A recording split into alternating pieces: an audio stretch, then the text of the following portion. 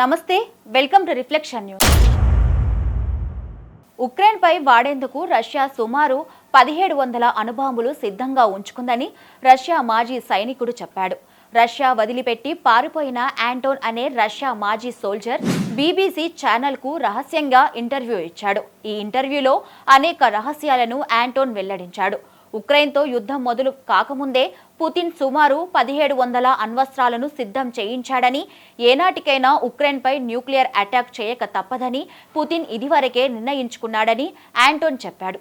ఉక్రెయిన్పై military action మొదలు పెడితే ఏ దేశం ఎలా స్పందిస్తుందో పుతిన్ ముందుగానే ఊహించాడని, ఏనాటికైనా నాటో దేశాలతో యుద్ధం చేయక తప్పదనేది కూడా పుతిన్ ముందే గ్రహించి న్యూక్లియర్ వెపన్స్ను సిద్ధం చేయించాడని వెల్లడించాడు.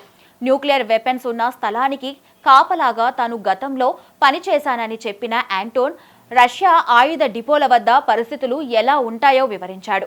ఇక్కడ పనిచేసే వారికి భారీ జీతాలు ఉంటాయని, కాకపోతే వారిని బయటి వ్యక్తులకు కలవటం దాదాపు అసాధ్యమని చెప్పాడు.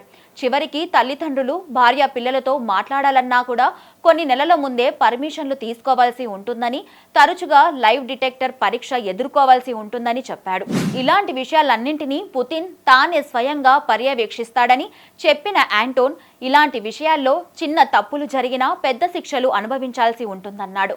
ఉక్రెయిన్పై యుద్ధం విషయంలో నాటో దేశాలతో కూడా యుద్ధం వస్తే ఏం చేయాలో పుతిన్ మరియు అతడి మంత్రివర్గం సైన్యంలోని కీలక వ్యక్తులతో చర్చ జరిగిందన్నాడు. నాటో దేశాలు ప్రత్యక్ష యుద్ధానికి దిగితే రష్యా ఖచ్చితంగా న్యూక్లియర్ దాడి చేస్తుందన్నాడు.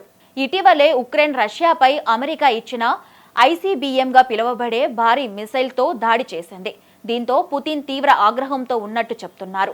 ఉక్రెయిన్పై పుతిన్ ఖచ్చితంగా అణుదాడి చేస్తాడని విశ్లేషకులు అంచనా వేస్తున్నారు.